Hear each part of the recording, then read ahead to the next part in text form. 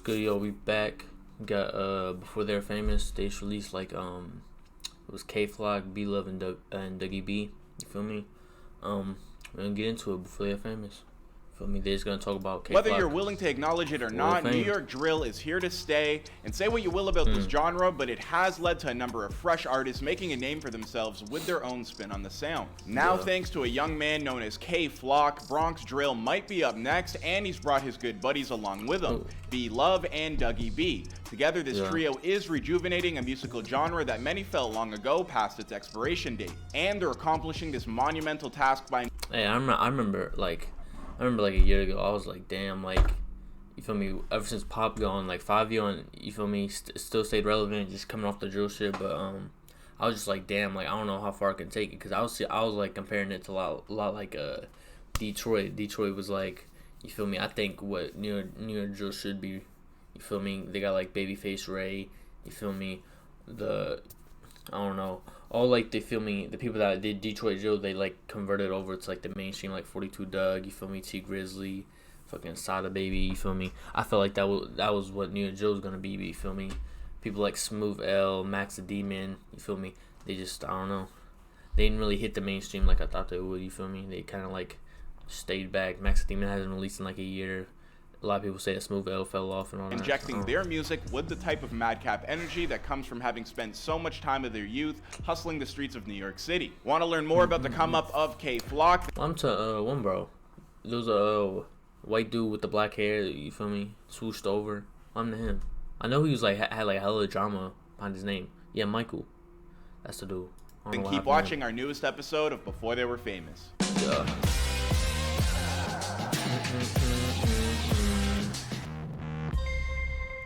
Why are they saying you a menace? I don't know. I'll be You chilling. seem cool. That's what I'm saying. I'll be chilling. I don't know He what they seem- talking about. Yeah. Shut on the radar. How do y'all? K Flock was born Kevin Perez on April 20th, 2003 in the New York City borough known as the Bronx. This kid is of Dominican descent and is from the former neighborhood of such all-time celebrities as Ralph Lauren, J-Lo, and Stanley Kubrick. Now the Bronx can add Kevin's name to the ever-growing list of self-made success stories that the boroughs help produce. In a lot of ways, K's rise isn't all that different from a lot of those celebrities I just named. After all, a vast majority of the Bronx's population comes from pretty humble beginnings. Only by clawing and scratching their way out of that borough were these individuals able to achieve the kind of mainstream success that they were looking for. And guess what? That's exactly what K Flock would wind up doing too. If you've ever listened to any of K's music, then you know that he grew up with his head on a swivel. As a youngster, he took to running with a number of local cliques, and he'd also lose a number of friends along the way in quick succession. It was a difficult time and a violent way of life, perhaps best summed up in the lyrics of his song, Being Honest, where he writes, "Lately I've been feeling alone, but I'm clutching my chrome. Pray to mama I'm gonna make it home. 20 missed calls, I ain't answer the phone. Then I heard JB ain't make it home. They say Flocka, keep up and be strong." Earlier in his life, he had spent time playing sports like baseball and basketball with the hopes of making it professionally, but those dreams quickly came to an end as K fell more and more under the spell of hip-hop. Boom, up in there, you know the vibes, all type of antics, like ayo, ayo, ayo, ayo. Come on. Yeah. But here's the thing. Early on, K was more of a hype man. Back then, in order to find success and get himself out of the Bronx, K teamed up with a couple of like-minded dudes from the same block, aspiring rappers B Love and Dougie B. How long have y'all known each other? Like all week? Oh, so y'all grew up together? Yeah, because I used to live. He used to live over there. Yeah, Oh, my on God. that side. My mom used to live over there. Bro, that's the one thing, cause okay, so that makes sense now, cause B Love used to live over there, you feel me? But that's why I didn't make sense, bro, cause you feel me? I don't know, motherfuckers that stay on the same block their whole life, bro, like, you feel me? Me, bro, I lived in I ain't gonna act like I had the best life, but you feel me? I was making it by, but I was like, I've been in every part of my city, bro, like, I've lived everywhere, you feel me? I don't know how motherfuckers, you feel me, stay on one block their whole life, bro. Should be, I don't know how they do it. Gotcha. I used to live on Coleman, so it's not. Yeah, I used to go to school over there. You feel me? Yeah. K Flock has known both of these guys since they were kids. In fact, when Dougie B's father passed away from a seizure when he was only 15, it was K Flock who was there for his friend every step of the way and got him through that difficult time in his life. I wasn't really the rapper. It's really the rapper right here. Yeah, Dougie. I just came home August. Okay. Shout out Dougie, man. I ain't gonna lie. For me, I just like I was playing with this shit. That shit crazy though, cause Dougie been doing this the longest. You feel me? And K-Flock just took this shit serious like a year ago, bro, and he's like the biggest one. I don't know. It's just crazy to see how shit like turns on, bro. Shout out Dougie B though. I was going to my playing with his side right here. I fuck with Dougie heavy. Love his energy. Dougie B would eventually return the favor by regularly encouraging his friend to become a rapper along with him, but it wouldn't be until both men found themselves spending time in jail that K-Flock really began to take the idea seriously. While under lock and key, K realized that his only real means of escape from his dangerous life was through music. Yo, been doing them push-ups. You feel me? What happened when he got out? He looked young as hell though. I did not know that was him. I thought it was like someone he knew or some shit. Cause it wasn't. I think it's like his picture on IG. I ain't never look at it. I ain't know. Once told what you expect, when I was locked up, I used to always see videos of my man's recording. Just lit. Yeah. It's deeper than that. There's more to it, streetwise. Yeah. My man's in that context is none other than King Von, the man that K-Flock says was another crucial reason he got serious about making music.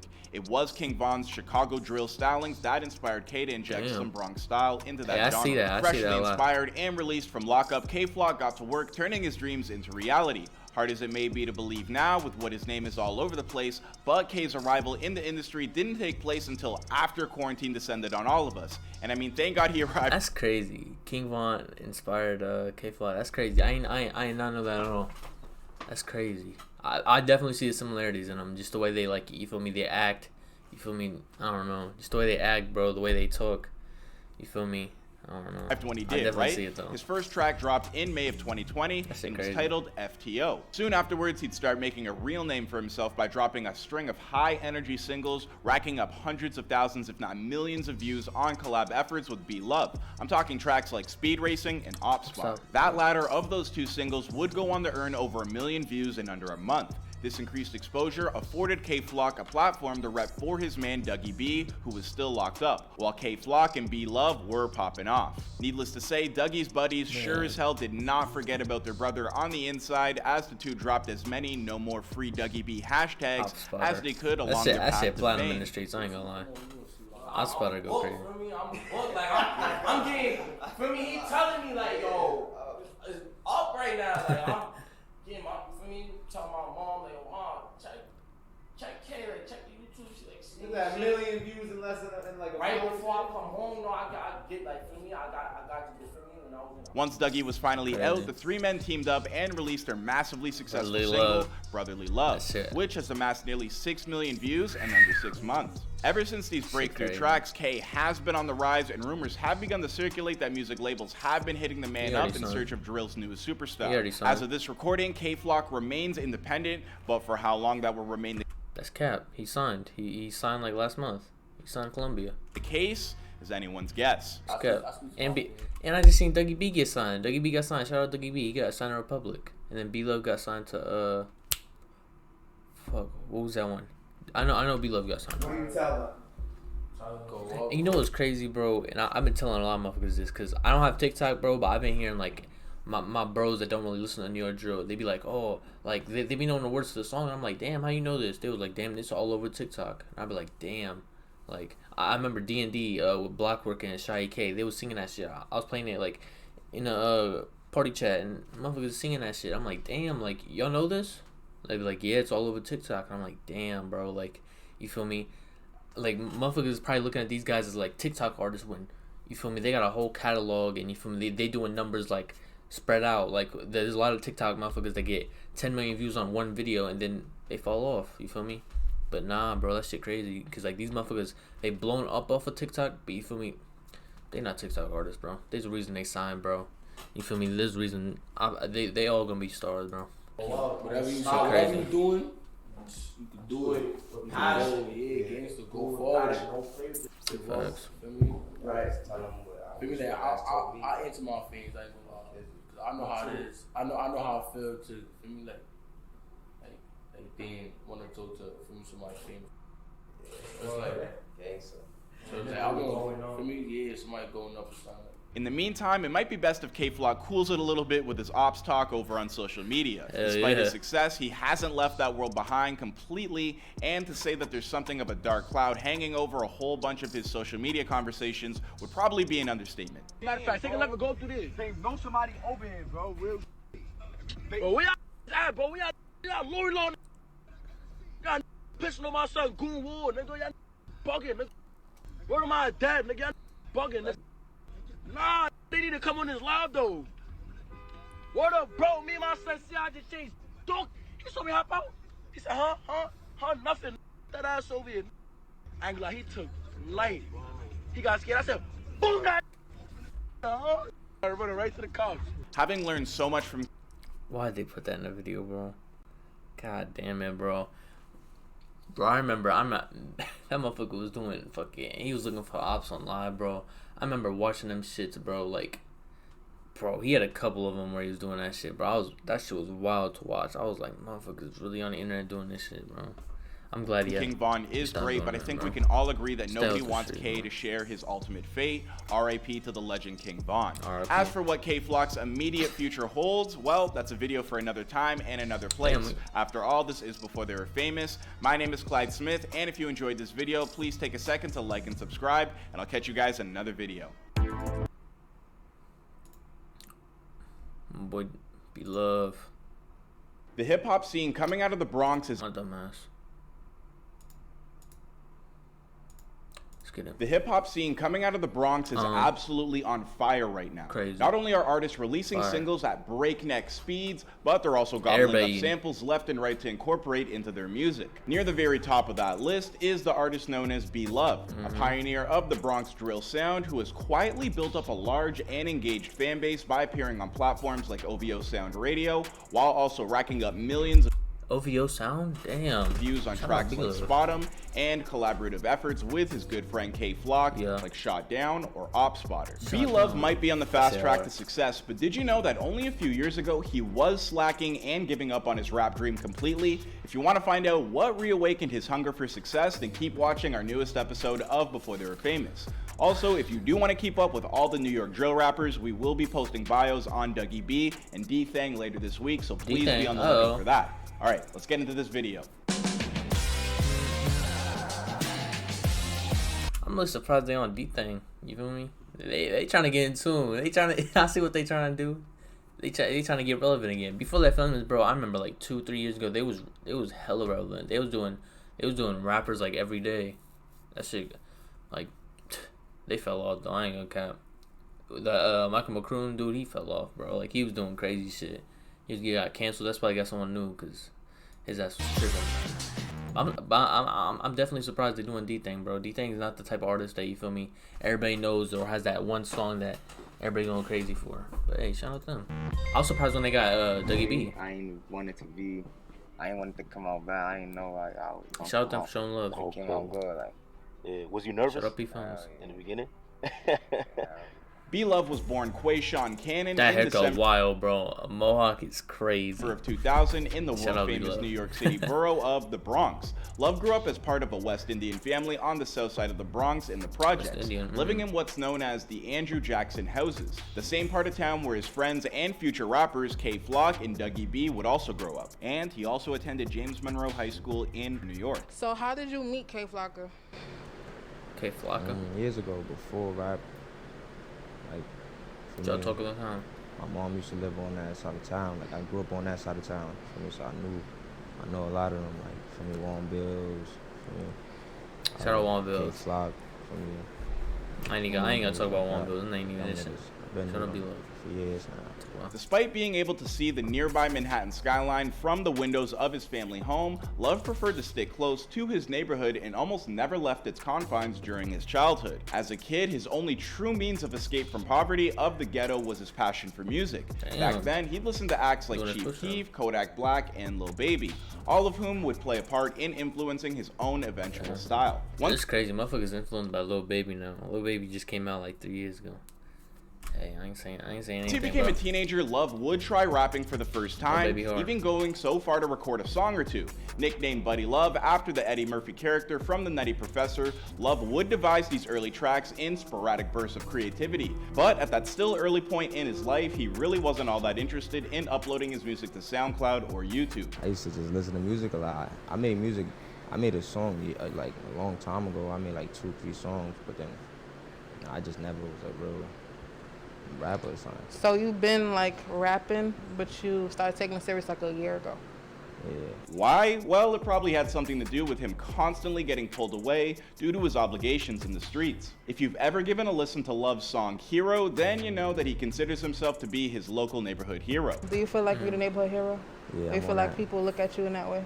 Yeah, I'm on that mission. Yeah, definitely. Long before he was a musical success story, everybody who grew up around Love understood that he was going to be somebody special. A lot of his early energy might have been dedicated to hustling on the streets to make a buck, but eventually things would change, especially after the death of his close friend, Brandon Hendricks. Brandon grew up alongside Love, but whereas Love decided to stick to the streets, Brandon tried to get out of it by chasing his dreams of becoming a basketball star. Sadly, before he could accomplish his dream and get out of the Bronx by heading off to college, he was gunned down. What made you, what about being in there kind of made you say to yourself, yo, you know what? Bro, these motherfuckers doing an interview in a car, bro. That shit dangerous, bro. I ain't gonna cap. I don't know where they at, bro, but I'm just saying, bro.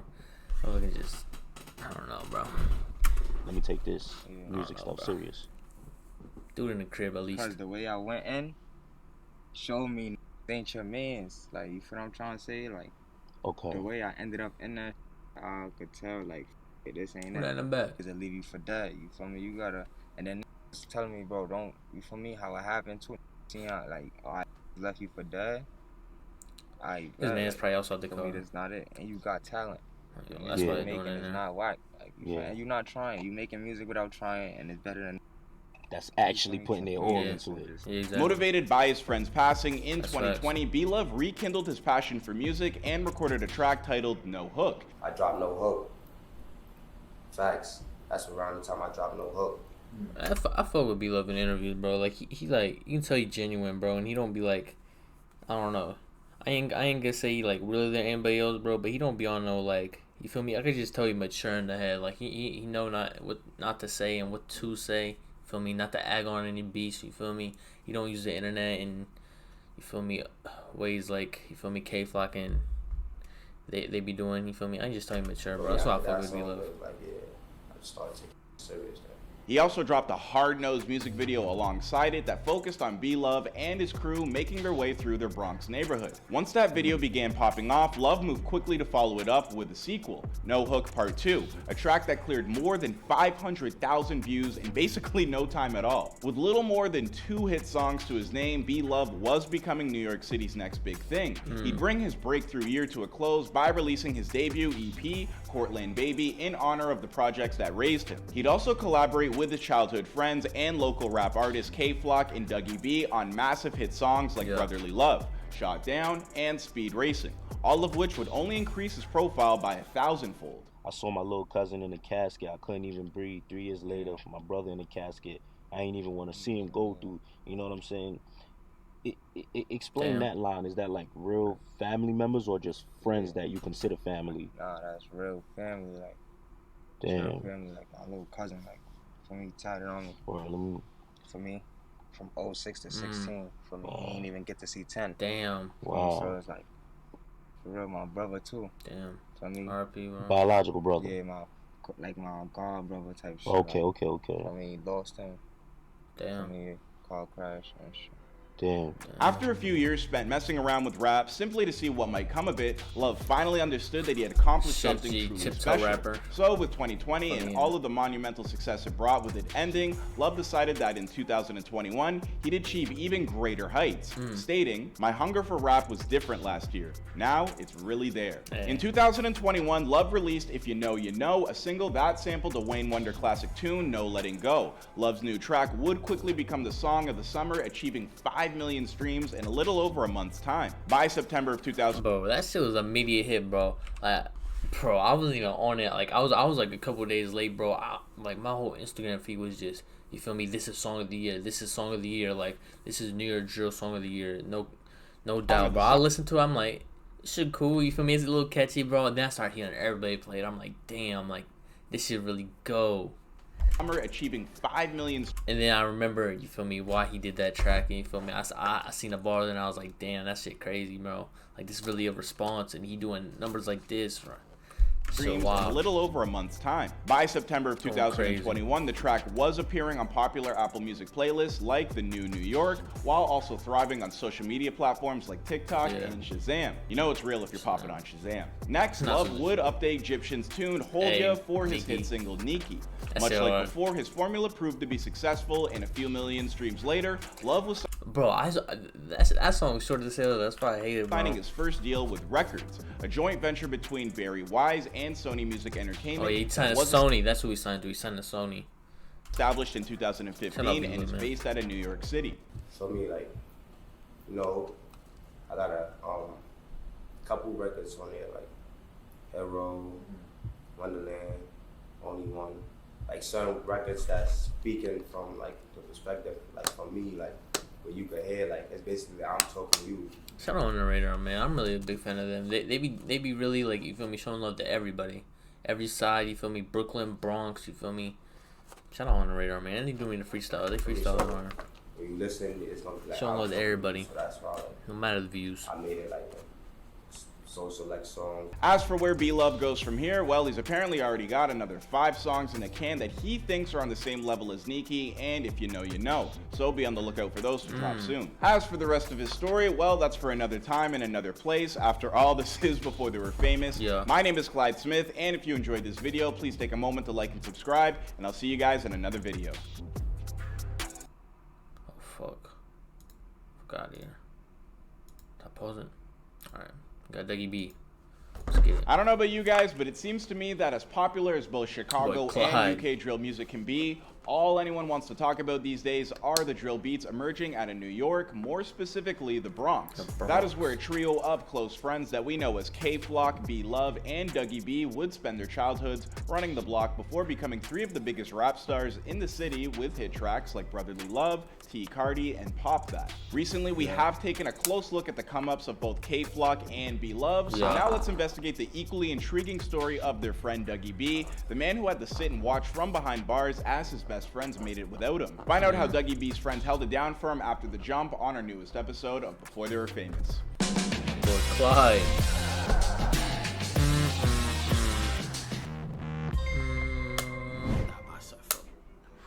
That trade.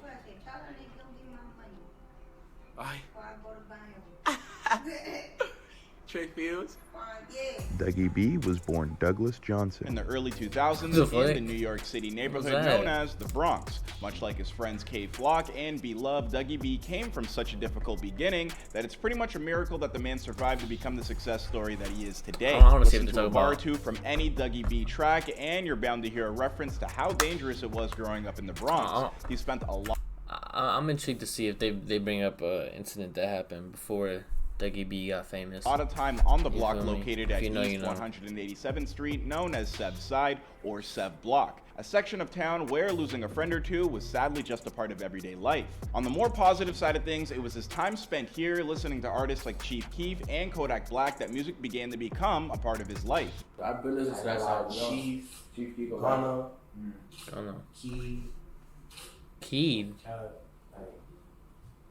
Can't listen to Keed, bro. Respectfully. That's where he gets the energy from. I get that. I really listen. I throw my like the lyrics is really. As a kid, Dougie was spared from having to spend his entire day in this notorious part of the Bronx by being sent off to attend elementary school in the nearby neighborhood of Yonkers, basically a 25-minute bus ride. By the time he was a teenager, however, Dougie would be back to spending most of his time in the Bronx, affiliating himself with local crews like the Mac Balla family. Despite his affiliations, it was most likely the strength of his close-knit friendships that helped him get through what must have been one of the most difficult times of his life. At the age of 15, his father passed passed away in front of him from an epileptic seizure. After this tragedy, it was K Flock who stuck by his friend to help him get through what had happened. Dougie B would eventually return the favor by helping kick off K Flock's musical journey, but it was B Love who would begin dabbling with songwriting before anyone else. Once B Love began writing and recording his own music, Dougie B joined in. When Dougie discovered how much fun the gig was, he convinced K Flock to join as well. We wasn't making drill music, like. Right, but back then drill was kind of around, but it wasn't really prominent. We was listening to heavy Chicago. Like Chicago drill, like, Verbo, those type of guys, This when Brooklyn drill was fake popping, like they started coming out with it for me around that time. But we wasn't making drill music, like we was making regular music. But as much fun as these boys were having making music, hustling on the streets kept gobbling up most of their time. Eventually, music more or less fell by the wayside again as everyday life began to take priority. Then in 2019, both K Flock and Dougie B would find themselves locked up. How exactly both K Flock and Dougie B wound up behind bars is unclear, but there are rumors online, so I figured I'd let you guys in on what the web told me because it's not like anybody on the internet has lied before, right? According to the ingenious folks over in Reddit land, Dougie B earned himself about a year in prison for stealing the chain off of another up-and-coming Bronx rapper, PNVJ. No, I put up a fight for my chain. I put up a fight, and the niggas I was with did not do shit. I was with, they didn't do shit. They watched me get beat up. According to a man apparently in the know, Jay and K Flock grew up together and were close friends. Meanwhile, Dougie... Who? Apparently in the know, Jay and K Flock grew up together and were close friends. Meanwhile, Dougie was close to K, but not having grown up directly on the same block. He wasn't buddies with Jay. Long story short, Jay blew up as a rapper before anyone else, and then... I remember you got signed. You signed when he was like 15 or 16 or some shit. When he was back home having something of a party with all his buddies, Dougie showed up and made off with Jay's chain. My flockers is taking your chain. He even said it, you dickhead. My flockers is taking your chain. That shit crazy how the world just, you feel me, the dude that took your chain now, you feel me, is signed, you feel me, with K Flock going crazy. Stupid. Shit now, crazy, according to this same Redditor, that's how Dougie wound up behind bars for close to a year. Now, that sounds like an awful long time to be locked up for a petty theft such as that, but if Dougie had some priors, which, if we're being honest, he probably did, then the sentence could have been compounded. And that, my friend... Hey, I ain't gonna lie, bro. I doubt like PNV going to the feds, bro. He not talking. Ain't that serious. Friends is how Dougie B found himself behind bars at the same time as K Flock, just as their friend B Love began exploding in popularity. A million views in less than like a right before I come home, no, I get like for me, I got to do for me when I was in some program shit. They get me on YouTube shit. I seen this. I'm like, I seen him too. I'm like, nah. It really, I come out though, yo, that's like everybody knows. Not long after B Love's career began to flourish, K Flock got released, and once he emerged from prison, Flock immediately hit the studio alongside Love and began churning out songs like FTO. Now Dougie had two famous friends lighting things up on the outside, and lucky for him, they never forgot about their OG. Dougie B finally finished his prison sentence and was released in summer of 2020. Now that he was a free man and the groundwork for success had been paved by his friends, Dougie B took that sucker and started to run as fast as he could. You got that new shit, right? You sent that shit to me, right? Yo, Doug, send that him. He dropped that shit. He'd released his first single, No More Free Dougie B, a couple months later, and I think you probably have a pretty good idea from the title what that track was about. It was basically a thank you letter to his friends for holding it down for so long without him. At that point, he was calling himself Dougs B, but he'd quickly switch over to Dougie B. One would think for the brand recognition that already came in. This trio of buddies then teamed up to drop the hit track Brotherly Love, which would go on to earn over 6 million views under half a year of release. Next, he'd appear on numerous tracks as a featured artist, like That's My Muddy, Geeked, and Pop That, all of which would amass over 1 million views over on YouTube. Then in 2021, he'd release his first mixtape, EOS 700 DOA, which features hit songs like Dealerships, EOS, and his most recent single, Turn, which is currently blowing up on YouTube with nearly 1.5 million views in just over a month's time. Now, it looks like Dougie has recently signed a record deal, but as for who it's exactly with, that's a little less clear. It seems like most people's money is on him having joined the Victor Victor worldwide roster, which famously used to represent Pop Smoke. Meanwhile, we were editing video. Dougie B was signed to Republic Records. Finally, just so you know, there were also some online rumors circulating that Dougie caught a bullet in the leg this past summer, and some people were even worried that he was paralyzed. Honestly, I can't verify any of that for a fact, but I will say that it's probably cap since Dougie has been dancing on social media posts since then. As for the rest of his story and where his path might take him, well, that's for another time and another place. After all, this is before they were famous. My name is Clyde Smith, and if you enjoyed this video, please like and subscribe, and I'll see you guys in another video. Hey, shout out before they're famous. This is lit. You feel me? I don't know why out of nowhere, bro. Like, I've seen all these documentaries, all these, like, you feel me? The spotlight really on the Bronx right now. I ain't gonna lie. Like, this Bronx drill, like, you feel me, movement is, I don't know, bro. I think they could take it way farther than Brooklyn. You feel me? Respectfully, bro. I think Brooklyn, you feel me, sound-wise and, you feel me, hit-wise, they're way above the Bronx right now. But, you feel me, they're on fire, bro. They're getting in the industry now, you feel me? All it takes is, you feel me, the other side, you feel me? Don't let E-Dot get signed. Don't let Shy K get signed. Blockwork. Don't let them get signed because, you feel me, they gonna blow up just as big, bro. I think they all got potential, bro. Shout out D-Thing. I think, you feel me, they all got potential just like that, bro. You feel me? Hey, shout out Bronx, man. They doing their thing drill-wise, bro. You feel me? Yeah, man, that's a 30-minute video. God, hey, if you made this far, hey, I fuck with y'all. You feel me? Just wanted to bring this to y'all, these quick little 3 videos, and yeah, keep rocking with me. I'm out of here, so y'all know what to do. Be safe, stay dangerous.